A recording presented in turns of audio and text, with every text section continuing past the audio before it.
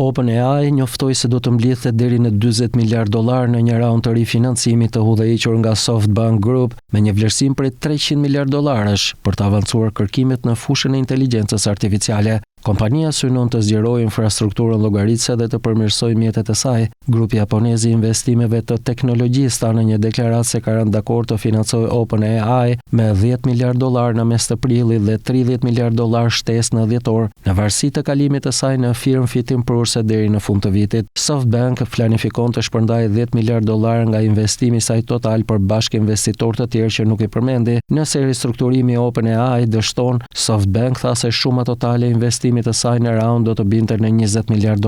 Startupi tha se synon të ofrojë mjete gjithnjë më të fuqishme për 500 milion njerëz që përdorin ChatGPT çdo javë. Entuziazmi i investitorëve për sektorin e inteligjencës artificiale është rritur ndjeshëm vitet e fundit, i nxitur nga adoptimi i gjerë chatbotëve dhe shfaqja e agjendëve të sofistikuar të teknologjisë inovatore. Ndërmarrjet kanë integruar zgjidhje të inteligjencës artificiale për të përmirësuar operacionet e tyre, si dhe përvojat e klientëve, ndërsa firmat e kapitalit të sipërmarrjes konkurrojnë për të mbështetur startupet premtuese. OpenAI me bazë në San Francisco mbylli një raund financimi për $6.6 miliard në tetor që vlerësonte kompaninë në $157 miliard.